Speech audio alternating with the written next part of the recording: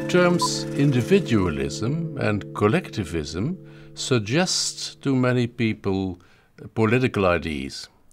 And in fact, both words were used, as far as I know, for the first time in the 19th century for political ideologies. Anything that ends on ism sounds like a political ideology.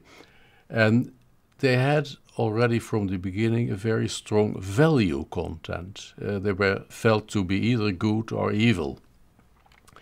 In the 1920s, somebody used them as the opposite ends of one scale. And then in the 1960s, the word individualism also emerged in personality psychology, and people started to refer to individualist personalities. Nobody ever tried to talk about collectivist personalities, by the way. But I chose the term individualism versus collectivism when I needed words to describe the differences between national societies, differences that actually had been described before me by several different sociologists. So I didn't invent the dimension at all. It was clearly described in different sociological texts, but I used these terms for it. And now here's the definition. Individualism is a society in which the ties between individuals are loose. Everyone is expected to look after her or himself and the immediate family, father, mother, and children. And collectivism is a society in which individuals from birth onwards are part of strong in-groups, usually the family, sometimes the extended family, sometimes the village society, sometimes the tribe. If I oppose the individualists and the collectivist society, and I find that in collectivist societies, people identify with we, they have a we identity. And in the individualist society, obviously, an I identity. In the collectivist society, they are, with a difficult word, exclusionist. They classify others as in or outgroup, and if they're outgroup, they're excluded. And in the individualist society, there is universalism. Other people are classified as individuals by their own particular characteristics. The competition in collectivist society is not between individuals, but between groups, between tribes. You could say they're often tribal societies. And in the individualist society, the competition is between individuals. When it comes to carrying out a task together, in the collectivist society, the relationship comes first. The task comes second. In the individualist society, the task comes first and the relationship may come afterwards. Then there is a distinction which comes actually from the literature between high context communication and low context communication. And in high context communication, it means that that is for the collectivist society, and that many things are obvious. So actually the communication can be short. Individualist societies, everything must be specified, and therefore the communications take more words, they are more extensive.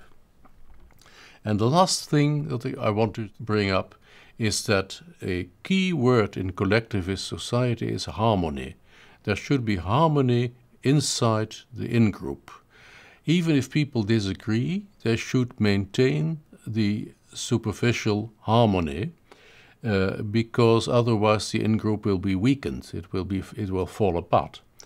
In the individualist society, the idea is that confrontations can do no harm, they can sometimes be healthy. Now, how do we measure the position of a country on the individualism-collectivism dimension? It can only be measured relative to other societies. There is no absolute yardstick for it. And it is expressed in individualism scores, IDV. IDV values can be plotted on a scale from 0 to 100. and scores close to 0 stand for the most collectivist society, and scores close to 100 for the most individualist society. And here is a selection of 14 countries out of the 76 for which we have scores. The highest score for individualism we find in the United States of America. On the high side we found Australia, Britain, also the Netherlands, also Denmark, France, Germany. In general, we find European countries on the high individualism side. We find collectivist societies, low IDV scores in places like India, Japan, also in Russia, by the way, and the Arab countries, Mexico, and the lowest in China. What can we do with these scores? Well, we can correlate them with hard data. And I have a selection here of things that correlate significantly with the IDV scores. And first of all, wealth or poverty of a country. Wealthier countries tend to be more individualist, poorer countries to be more collectivist. The order of logic, in fact, is not that individualism comes first, it is that the wealth comes first and then the individualism follows. Collectivist societies have lower press freedom, individualist societies have more press freedom. Then there are human rights. They were established by the Universal Declaration of Human Rights, and they have been measured by a Human Rights Index, and the index is clearly lower for collectivist societies than for individualist societies. It must be said that the Universal Declaration of Human Rights was created by people from individualist societies. In the family, in the individualist societies, you have higher divorce rates. In the collectivist societies, lower divorce rates. Often the marriages have been concluded also by the families.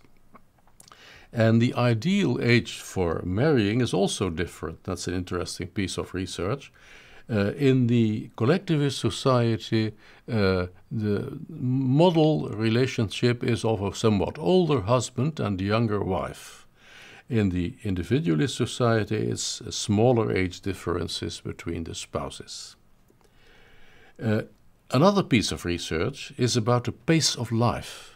And the pace of life in collectivist societies is slower than the pace of life in the individualist societies, which can, for example, be demonstrated by measuring how fast people walk in the street if they don't have any particular place to go, just if they walk freely to go from A to B, how fast do they walk. Then in language, linguists have looked at it, and not surprisingly, the languages of individualist societies use more the word I. Actually, the most individualist language is English, and it is the only language I know that writes I with a capital letter. There are other languages that write you with a capital letter. In the collectivist societies, sometimes there are languages where the word I is more or less taboo, and where you are not supposed to use it. And the last one is about recent applications in social media. There is a difference visible.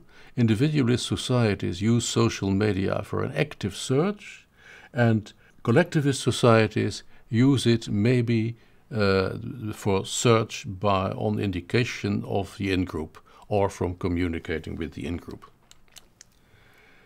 Now I want to say something about the relationship between individualism and power distance, because it is clear that countries with a lower power distance are more often individualist, and countries with a higher power distance are more often collectivist. Not always, but more often.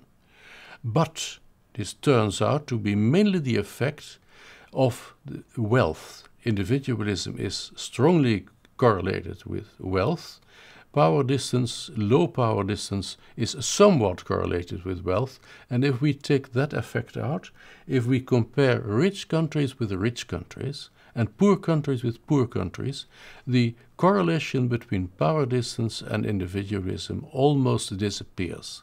So that is the reason that I treat them still, although they are correlated, I treat them as two separate dimensions. In the United States, some people write about horizontal and vertical individualism. Now that is of course a combination of IDV and PDI. Now the last question is, do IDV scores change over time? Individualism versus collectivism are transferred from generation to generation. You get them in the family. And there's research by Professor Beugelsdijk from Groningen who collects answers of two generations, 30 years apart, on questions related to individualism and collectivism. And what it shows is that over the 30 years that individualism has been on the increase. But this has not changed the order of the countries. So the countries have moved along together. And because the scores I use are based on the relative position of the countries, the scores did not change. So these scores can be assumed to be stable over time.